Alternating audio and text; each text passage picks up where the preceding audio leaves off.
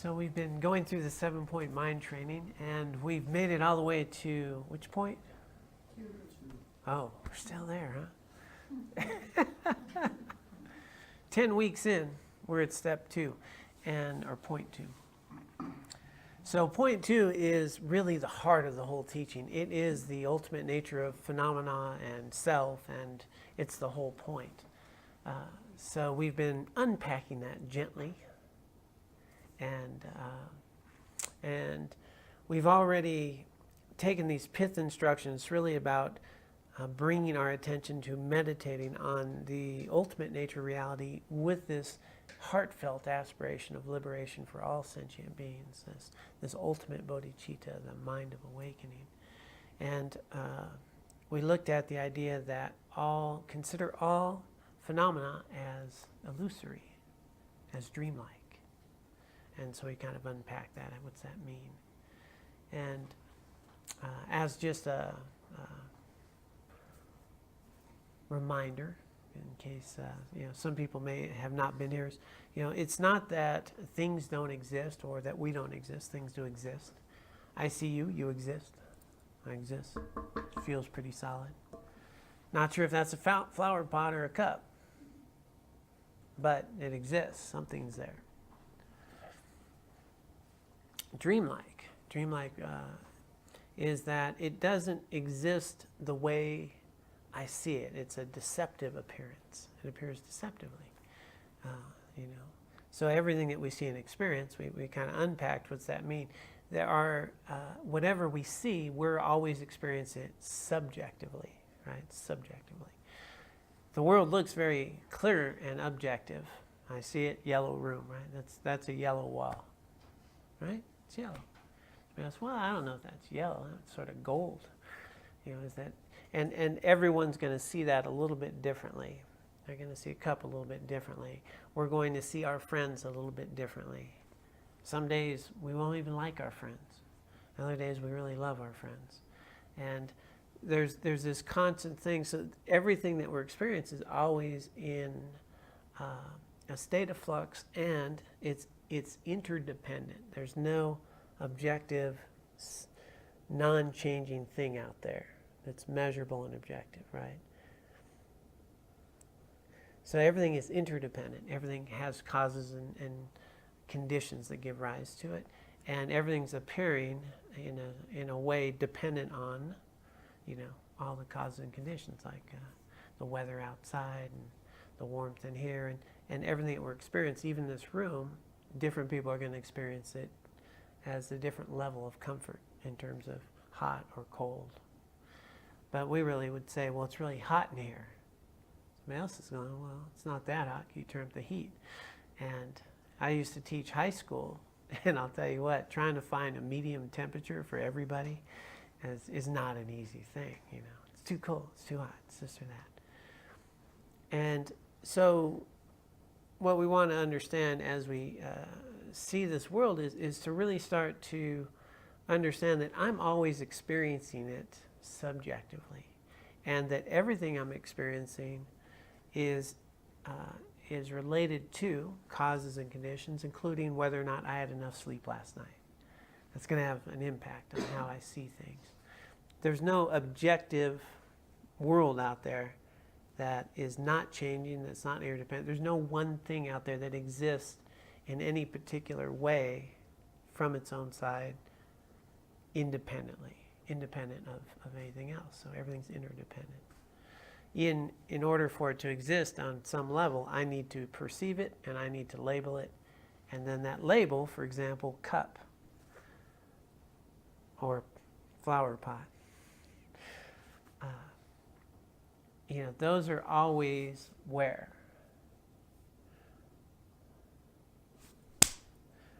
In our mind. Cup's in my mind. Cup's a mental construct. It's not here. Right? Matter of fact, maybe it's a mug. So mug, cup, flower pot, those are mental constructs in my mind. A dog, a cat, any other being, a bird's not going to see a cup or a mug or a flower pot. But they're going to see something, and they're going to experience it differently. and I'll experience it differently. Aaron's very clear revelation on that is, what was it, a dog that was eating cat poop? Yep. Okay. So dog found that very delicious. We probably wouldn't have found that very delicious. And, and we label it, cat poop, not very delicious, right? And so when it's saying that we consider the world dreamlike, we really realize that everything's appearing to me deceptively, not as it actually is from its own side, right? So a tree, we see a tree, but we don't see the seed, we don't see the soil that gave rise to the seed, we don't see the whole experience of the interdependent causes and conditions. And for me to label it a tree, and I might label it an apple tree or this tree, and I might have the wrong label. It might not be an apple tree, it might be something. But we just see this world like that, and our problem is that because we see things objectively and we put a label on it, cup, my cup, now there's going to be a whole bunch of attachment to my cup. And it's not your cup, and this is my favorite cup. And then you mess with my favorite, or I break my favorite cup, and there's all this stuff that arises. And then there could be this cup that, well, it's pretty cool and inventive, so that I might pay $30 for that, as opposed to $5 for another one made of the same material. Or a bag, that's what we ended on last time, a bag that's $500 that holds stuff and functions, and a bag that's $20 that holds stuff and functions as a bag. What makes the $500 one versus the $20 one? Why would I spend $480 more dollars on that? Or I had a meal in Chicago, and they're treating me this meal, and it was so first off, just for the record, I'm not a connoisseur of any sort, and I would eat bean burritos every day and be happy. And but they took me to this vegetarian restaurant, and it had a very particular type of mushroom that's only in season for a very short time. Anybody know what that is? Or, morels. Yeah, morel truffle. Very wonderful. So, and this great thing, it was like $45 or something for this little bit of mushrooms, and they were good. They were delicious. And so somebody's going to put a lot of time and energy into these and have it presented very nicely, and we're going to see it as this is a really wonderful meal worthy of a lot of money. That's going to make me very happy. And what's the difference between that and some mushrooms that I fried up at home that are going to taste a little bit different, but if I'm hungry, this might be pretty delicious, or the bean burrito, which is only a few dollars. So what happens is we differentiate, and then we label, and then we attach a value, and we see something as valuable, not valuable, fun, interesting, not interesting, painful, annoying, and then we think that thing's going to make me annoying, that thing's going to make me happy, and that's going to be the source. And what we don't realize is that that's all deceptively appearing. If I shift and look a little more deeply at it, I'm going to see that this food, when I'm hungry, that arises, I could be pretty happy with some pretty simple food, When I'm really thirsty, a glass of water could be very delicious, and I don't need to spend $200 on something other. And that, as we look at a house and walls, there's a home and walls. But some people, especially if this house is located in this land versus this land, how much more different that's going to be. And we attribute a lot of qualities that are not intrinsic in the house, in the area, in the land. And I could be happy if I live here and not happy here. And then all these elaborations create a story that we believe to be absolutely true. The problem is it's not. It's not really that true. It's not the way things exist. And I'm attributing qualities and labels to the world out there, the house, the food, the qualities, the people I did. Not realizing that how they're appearing to me has a lot to do with me. Has a lot to do with me. Has a lot to do with my karmic imprints and how I was raised and the culture I was raised in and how I was raised as a kid and different events that happened that all help fill in this picture out there. And so somebody who treated me a certain way when I was a kid and it wasn't very nice, or I was bit by a dog when I was a little kid, and so I was scared of dogs, and other people weren't, they had these great experiences of dogs. Are dogs good or bad? So if we start understanding that all of us are experiencing a world out there differently, subjectively, and we're filling in the picture a lot, and we're attributing qualities and values to people, places, things, and events that are not in the people, places, things, and events. And we get really pissed off over it sometimes. And we get really excited about it other times, and we get disappointed sometimes, as though it is the cause of my disappointment or my excitement, when in fact it is not. It's the way I'm perceiving it, the way I'm experiencing it, and the qualities I'm attributing to it that have all the impact.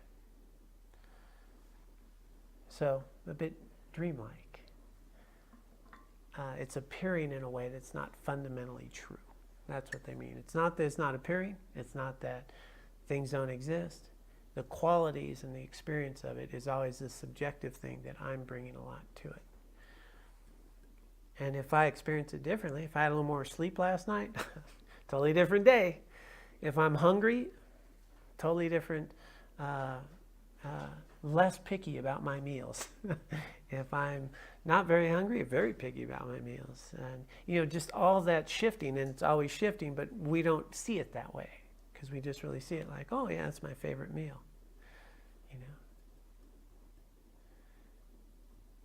So, a little refresher. Everybody's clear on that, right? It's so easy to get, yeah. So the idea then is that as we meditate, we start recognizing how we experience something, and then we start in this noting how things are dependent arising, dependent upon causes and conditions, my experience, and that we experience the world in this very subjective way. And that's going to lead us to out of meditation. So we've covered so far how outer phenomena appears in a way that's not truly existent. And then we did awareness last week. And how that in itself is not self-existent, even the awareness. And so now we're moving to our next point here. Any questions or thoughts before we dig in? That was all for you.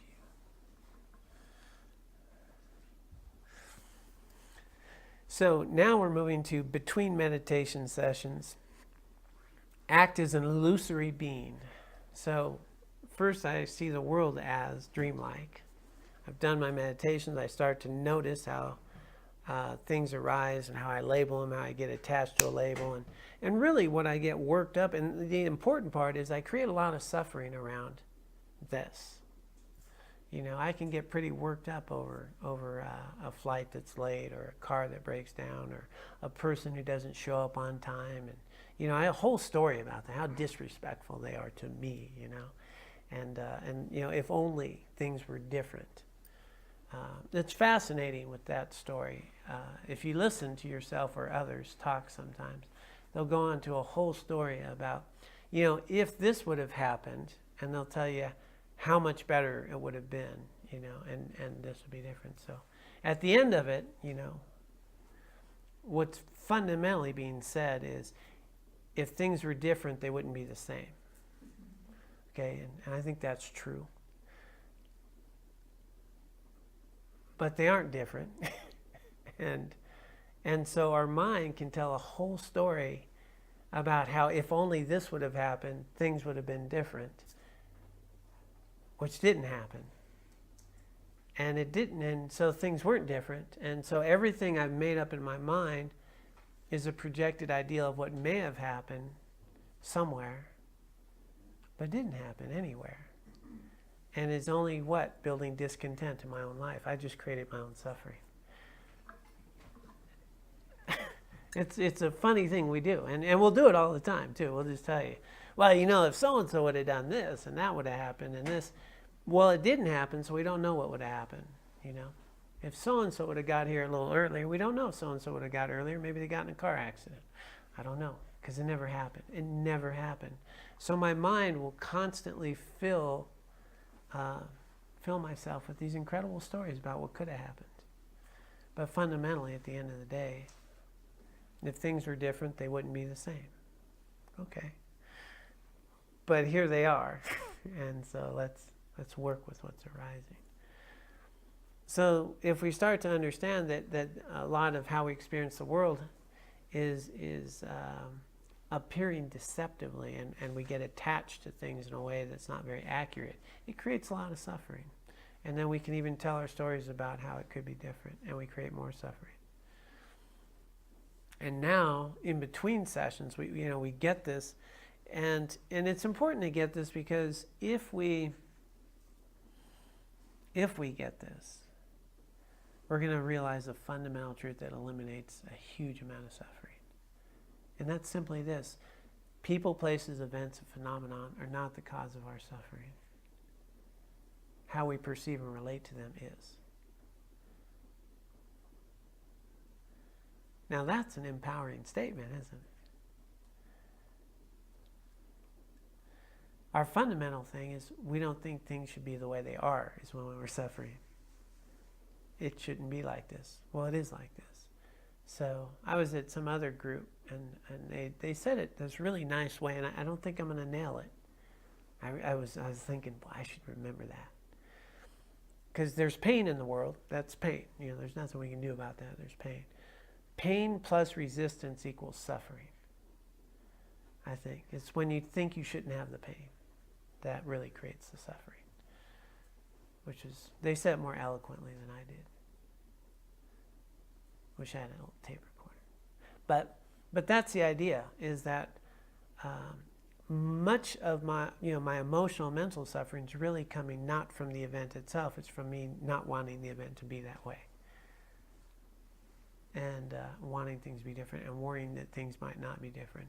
And all that's all on my side. Whereas most of the time that we're mentally and emotionally suffering, if we really were to be in this moment, like right now, we're just sitting here. It's not so bad. We're in Carbondale. A little bit of rain, snowy kind of thing, a little weather. Some people would think this is a paradise to live in. Not bad. And I got hot water. And I'm fairly healthy right now. Where's my problem? I don't have a problem right now. But I bet we could talk for a minute and find one. And then, be really worked up over something. So when we start to understand that the events in my lives that are really creating a lot of the mental and emotional suffering, is much more about a mental story, about things that don't exist intrinsically the way I'm perceiving them. Well, you just cut through a lot of suffering. Nothing to suffer about. And if I bring my mind back to what's actually happening, the state of being that does exist, there's very little usually to suffer over. And there's so many very clear things. We can get worked up over, I have this vision of, have you guys ever had a vacuum that didn't work very well?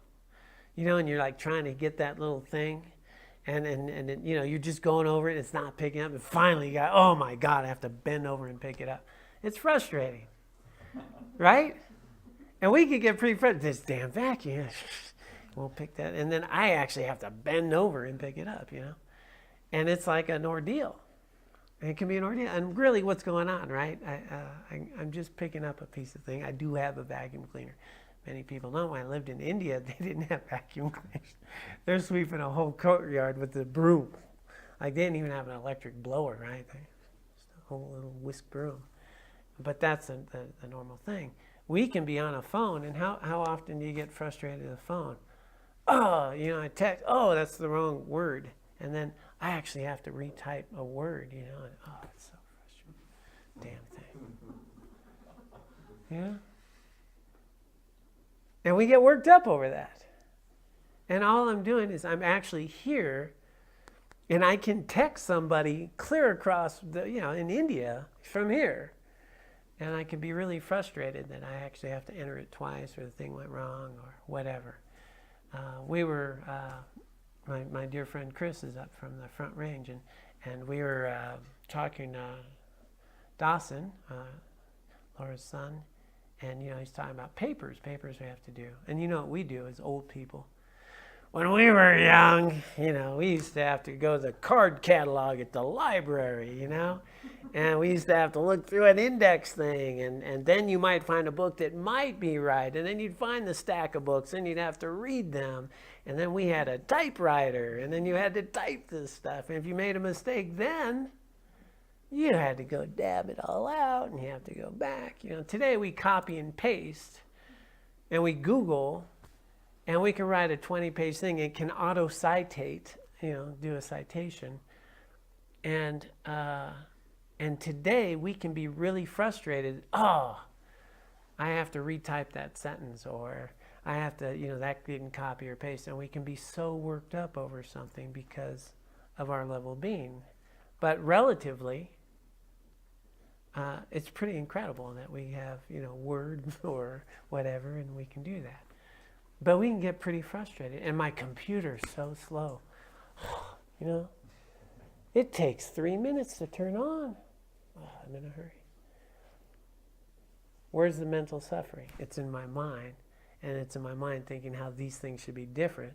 But if my mind were put it in perspective that, I used to use a typewriter. This thing suddenly became pretty darn handy. Whereas a minute ago, man, this is so version 2.0, I'm on 6,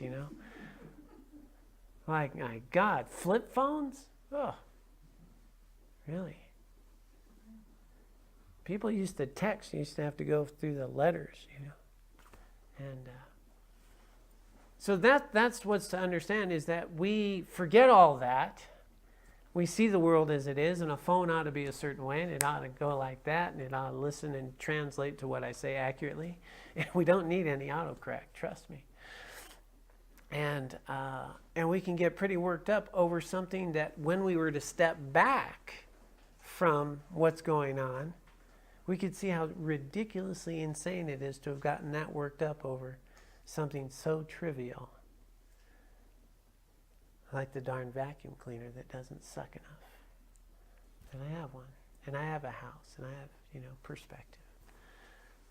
So that's really when we're looking at understanding this world that we're experiencing, understanding that the events themselves, the activities that we engage in, the people we work with, really the mental and emotional suffering is coming from my experience and perception and labeling and storytelling around them. Much less so than the event. Does that make sense? There's a bunch of examples there. Yeah, and we can get worked up over nothing. Oh, we can get worked up over nothing. I still, to this day, Laura and I have been together how long now? 4 years? Still, she puts the toilet paper on the wrong way. It's crazy. It's really crazy. Goes over the top. Should go under the bottom. And it just doesn't work, right? She actually made one that flips, so we could do it either way. So there's problem solving. But something as trivial as how somebody puts dishes in a dishwasher. Have you noticed that? I don't know if your spouses do that wrong. Right? We could get like, really? They do this every time. I mean, you could get frustrated over that. And we can, right? Simple things like that. And they can become this thing. So if we step back and realize this view of understanding that everything we're experiencing is this very subjective thing that is arising in dependence upon how I feel, my attitudes, my perceptions about that, that's all having an input, and it's a dependent arising, we can start to understand that I can shift just a little bit from my side, dreamlike, meaning not that it doesn't exist, but that it doesn't exist. I didn't nail it. I just didn't nail it. The vacuum cleaner isn't that bad, and we're just not nailing it. So after we get that, oh, wow, I get that. Well, now in between my meditation sessions, what do I do? Because I have to go out in that world. And there's going to be some people that seem annoying. And there's going to be some stuff going on. And so the pith instructions here then are, between meditation sessions, act as an illusory being. So now there's the world out there that's a bit illusory. Now, John needs to start seeing himself as a bit illusory here. Okay, so what's that mean? So, following the meditative practice for gaining realization of ultimate truth, that shouldn't take very long, right? The meditation practice for gaining realization of the ultimate truth. They discuss the post-meditative practice for enhancing the realization. So we've thought about this, we're meditating, we get a realization. So now how do we bring that? So what is an illusory being? An illusion is something that appears in a manner in which it does not exist. Okay, so that's what we've been looking at out there. But now we're looking at ourselves in a manner that does not exist. So we see ourselves in a very particular way. Like, I can tell you who I am, right? You can tell me who you are, right? But how accurate is that? How accurate is that? We have a view of ourselves that seems pretty real and tangible. I'm this kind of guy and I do this. But is there any way to describe yourself that's absolutely true? Am I a morning person? Am I a night person? Am I kind of an optimistic person? Am I kind of a depressed person? Am I any way I try to describe myself? Is that going to capture me? Is that going to be ultimately true? Is there any description about yourself that just holds up? It holds up. I'm a responsible person. Well, have you ever been irresponsible? I'm kind of lazy sometimes. Yeah. Are you kind of not lazy other times? I'm a tall person. Well, compared to who? You're pretty tall. Compared to some other people like Shaquille O'Neal, probably not so tall. I loved when Marcus looked up to you. We were at this retreat, and this guy, Marcus, is, how tall is he? 6'6". He's 6'6", so you're taller than him, right? This guy, Marcus, is looking up at him going, I don't look up to many people, so I notice when I do, because he's usually pretty tall, but he wasn't the tallest guy there. So even these things, tall, short, very subjective experiences, and everything's relational. And so we can tell a story about ourselves, but is it true? And even how you think about yourself, is it ultimately true? And it's interesting. Will you find a way to describe yourself that captures you? Can you do that? So what he's saying here is, sometimes we appear in a way that's deceptive even to ourselves. So to counteract this mental distortion that I really can nail John, the author encourages us between sessions to act with awareness that the self is like an illusion. Recognize that while we perceive our personal identity as the substantial self, in fact, there is no such I that is an intrinsic, inherently existent self. Rather, we exist as dependently related events. So, I pretty much think, yeah, I'm John, and, I can tell you about who I am. I show up but if I start to try to describe myself, as we start to see, that's going to fall apart. Yeah. Am I a nice guy? Yeah, sometimes. Have I been mean? Sure, I've been mean. Have I been dependable? Yeah. Have I been undependable? Yeah. The hardest thing I used to do in my life was get out of bed, okay? I mean, everything else was easy after that. I'm not a morning person. A bunch of months in a monastery, waking up at 5 in the morning, guess what? Now I'm a morning person. Didn't used to be a morning person, now I'm a morning person. These things change, and we change from who we used to be, and we're changing today. So as we stick these labels on ourselves, we'll notice that they never really that's not intrinsically who I am, and it's changeable, it's malleable. But I really think like, and I'll tell you about myself, oh yeah, I'm always like this. Well, you're not, right? You're not. Well, now start thinking about, how do others perceive you? How do others perceive you? So for example, right now you're perceiving a Dharma teacher, right? Well, I'll pretty much guarantee you that my daughter does not see that. And I'll very much guarantee you that my brothers that I grew up with do not see that. And they see me very differently, right? Our family sees us very differently. Someone on the street sees me very differently. There's just some guy who's walking. And think about, as you show up in different environments, how other people see you and how they label you and their perception of you in those moments. And it's going to be very different, right? Grandparent, father, pedestrian, consumer. All of these roles we appear to other people as a customer, as a teacher, as a pedestrian, as a, whatever we are at that moment, we're arising depends upon. If we haven't met someone, they're appearing as a new person. Someone we've known, they appear in a particular way. And you yourself, as you go into different, if you go into a restaurant, if you go into a store, if you go to a place where you work, everybody's perceiving you differently, aren't they? And you have a different role and a different label. And it's a dependent arising. It's a dependent arising. And we do the same to others.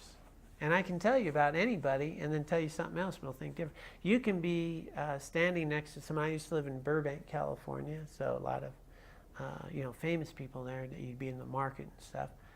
Well, that could be just someone in the market, and then somebody tells you, well, that's Jodie Foster. And then all of a sudden it's, whoa, I was next to Jodie Foster. A minute ago, you were just next to a person. But now it was Jodie, ooh, and then you know what I do? I go tell somebody, I was just at the market with Jodie Foster. And that's a big deal. And it happens all the time. It happens all the time. It's pretty funny. And then you might go, yeah, Jodie Foster's pretty cool. Okay, so I don't know that much about Jodie Foster. I do know I was in a market next to her once. I knew who she was. We were in Costco, actually. She looked like a pretty normal person. But anybody we talk about and is if we learn something else about them, suddenly we can just shift. Bill Cosby's a classic, right? We've talked about that before. I grew up, Bill Cosby was like the guy, just this incredible thing. Now you think about Bill Cosby, you think of him very differently, right? And none of those descriptions capture him, because guess what? I've never even met him. I don't even know. I know things about him, but I don't know what he's like.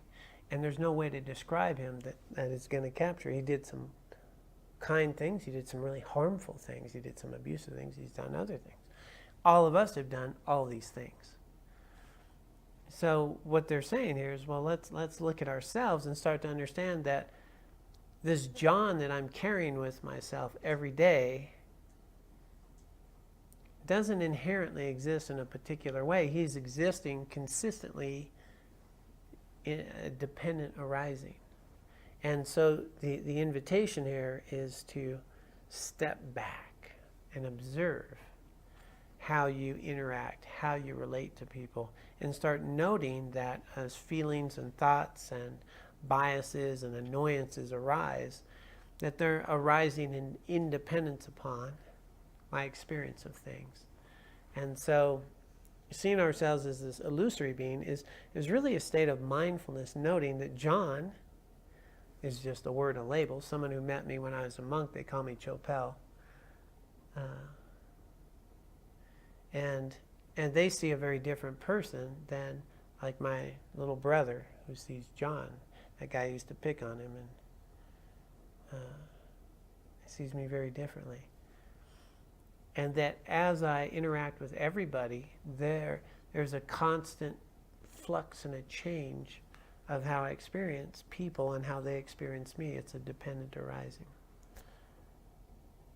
But John, there's no solid John. That's the same guy that was here yesterday, a personality that doesn't change, that is intrinsically me that everybody sees.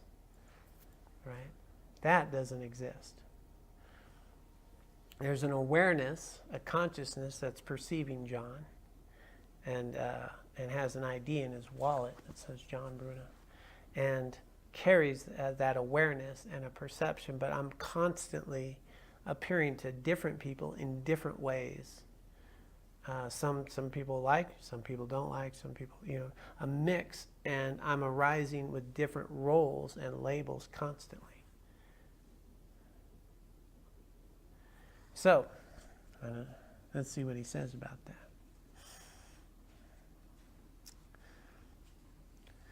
What does this mean in actual practice? Imagine that you have entered into the meditation on emptiness with full clarity of mind. So this is where you really nailed it. You got this meditation, full awareness about this interdependent relationship, dependence arising, the empty nature of things. And you have this full awareness, intrinsic or whether, that things are in fact empty of intrinsic existence and thus appear like a dream or an illusion. Then you go from the analytical meditation, and when you're getting out of your meditation,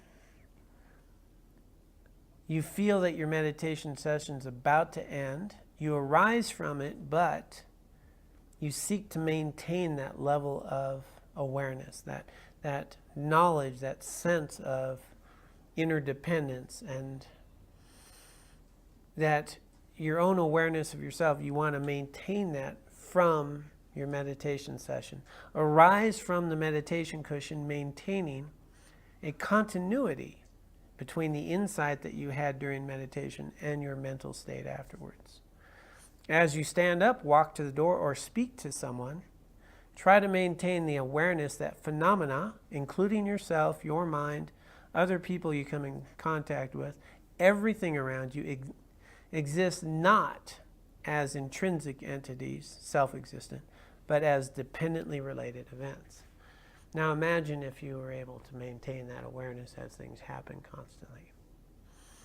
That how I'm experiencing anything is always a dependent arising, and they're coming together. There's a lot of causes and conditions, and to be able to maintain that as I engage in the day.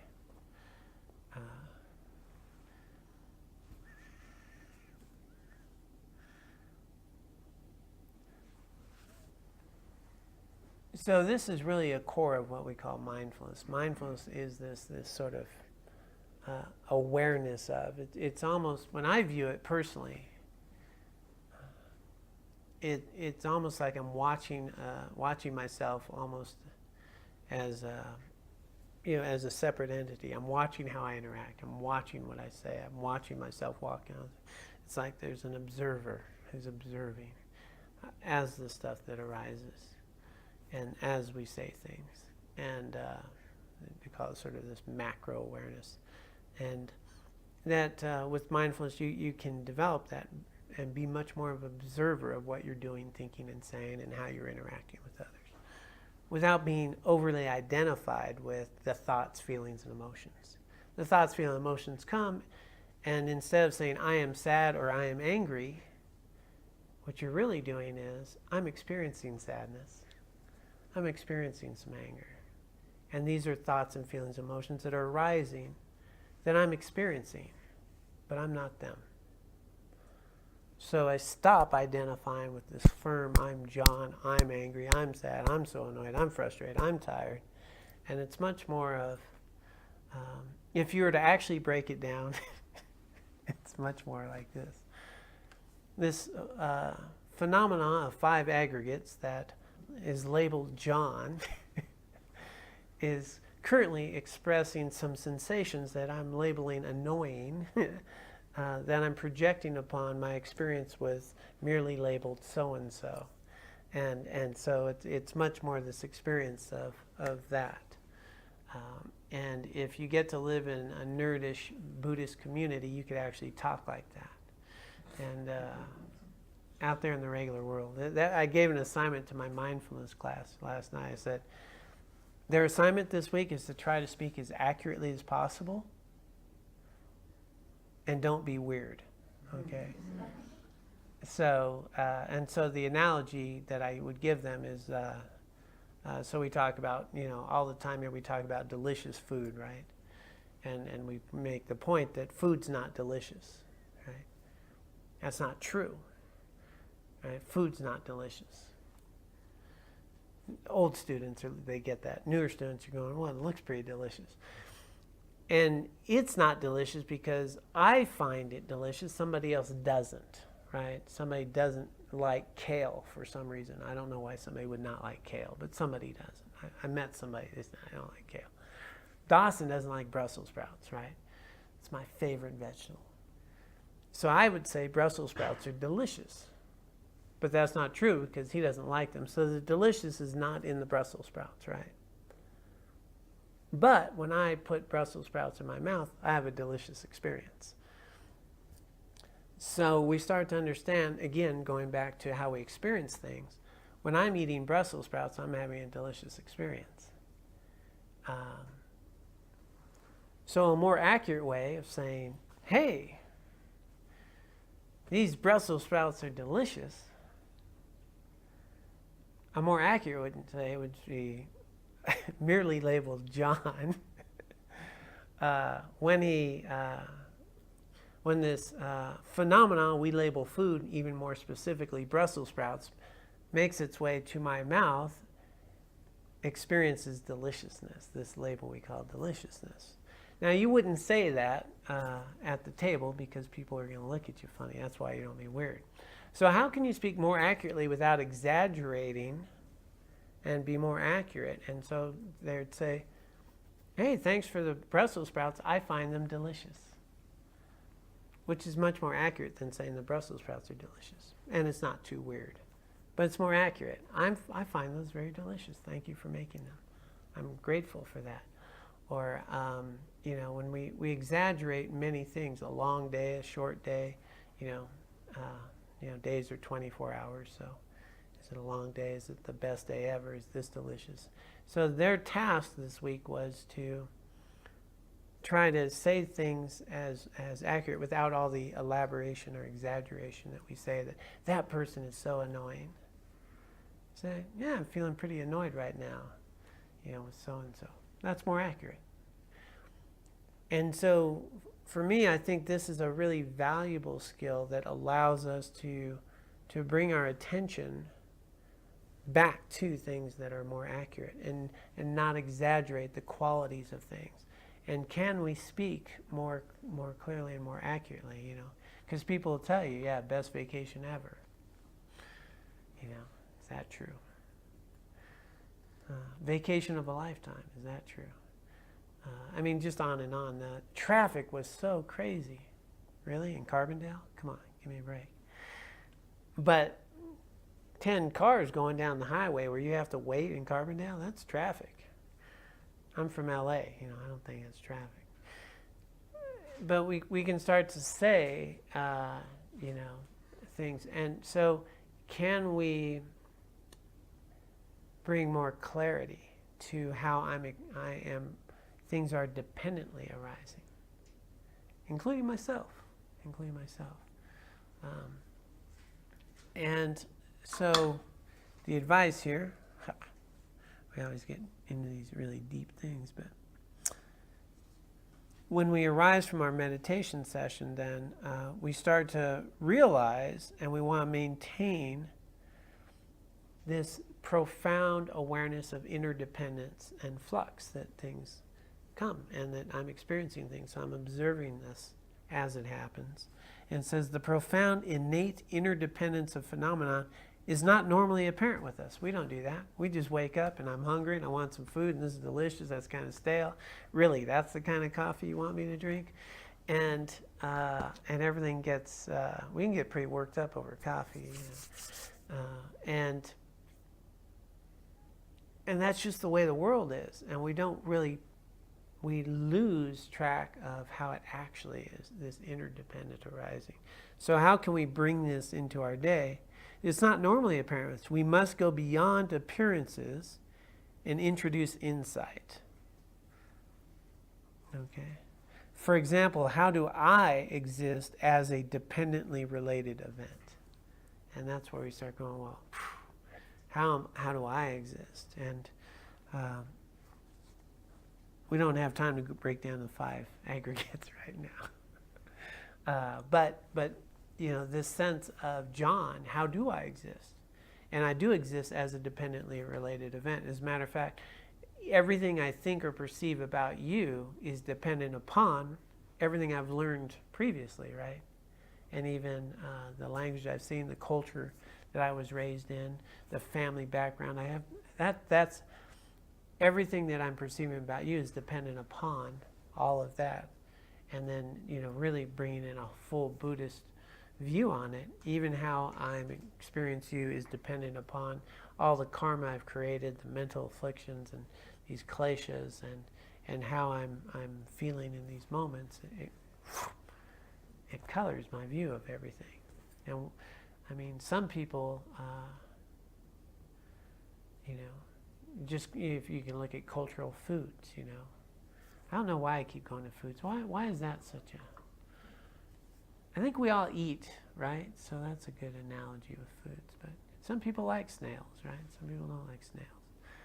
Some people it's fancy. But culturally, growing up, we have certain experiences, certain foods.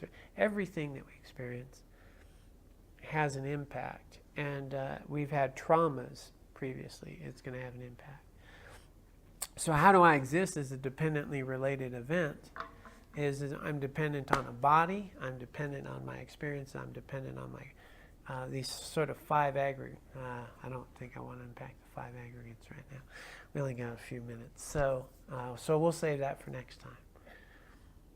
But as we really want to take this idea that as we leave here today, so we have this teaching, and in this teaching we're starting to unveil reality a little more accurately, how things exist, and things appear very self-existent, very much a certain way.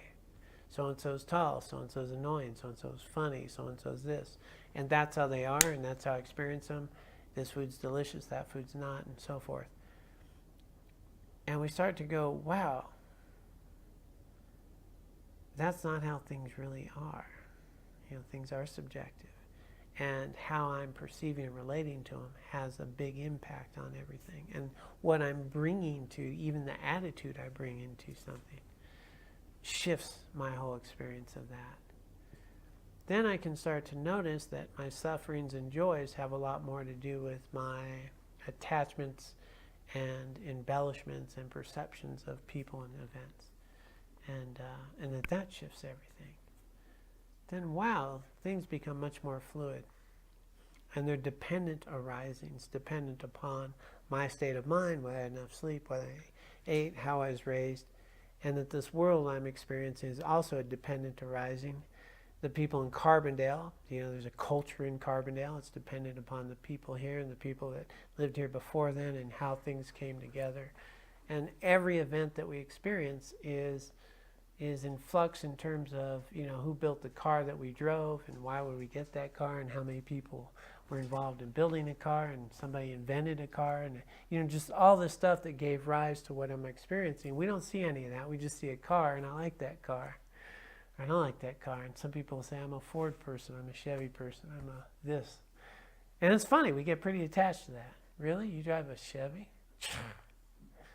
And then you drive a Ford, doesn't that stand for fix or repair daily? And then, and we just do all this stuff. And it's just stuff, and we don't see that even how I view whether I like this car or that car has a lot to do with how I was raised, the people I hung out with, and whether we were Chevy people. Because I was an El Camino guy. Not that I ever owned one. Yeah, no, I don't think I did. Maybe one day. I don't know. And we carry these biases with us, and we don't question it. And we start to realize, wow, what if these elaborations, I avoided that and just experienced things with a curiosity about how are they today? How's Jimmy going to be today? Let's see what he's like. And then bring that awareness into the day that even John, what are the stories I'm telling about myself that aren't true? I'm a very patient person. I've been impatient. I'm this kind of person. I'm that kind of person, And now what are these stories I'm telling? So here the invitation is to really start to stop seeing the world and yourself as very concrete, independent things, phenomenon, and that you are, this solid thing that shows up every day, when in fact you are a changing thing that's different than you were yesterday. And that how you appear and how others appear to you is always a dependently arising event that's changing moment to moment, which is more accurately how things are, right? The food's not delicious, you have a delicious experience. And even that same food, what happens if you have 3 servings of it? It could get painful. And if you're, anyway, I'm going to go on a tangent, so I stopped. So we're clear, right? So this is stuff to dabble with. It's stuff to play with.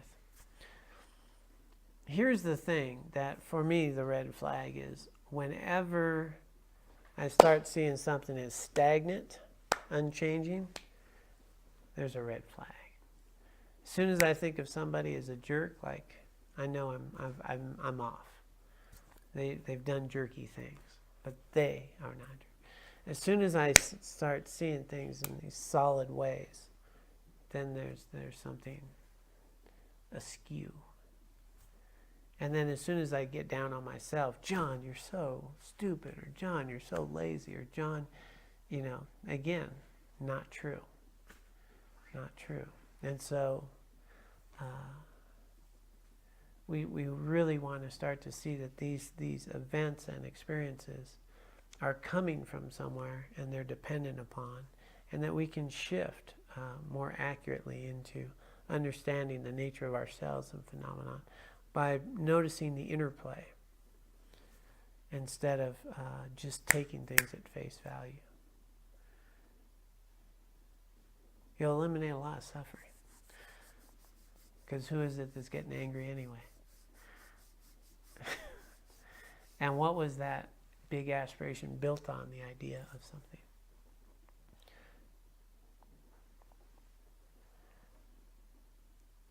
All right, good. Okay. So I covered everything.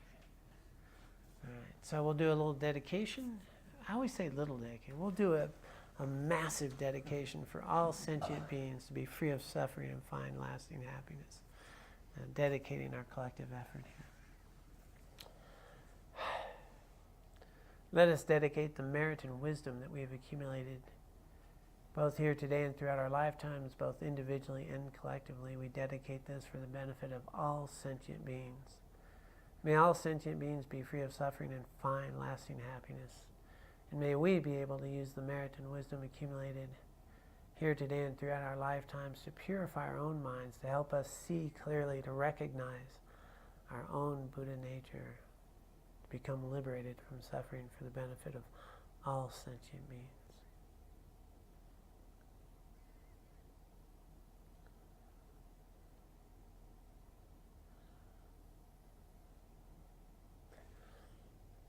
All right. Well, again, thank you all so much. Be well. Remember, you're an illusory being, and try to stay out of trouble in the process. And thanks for joining us online.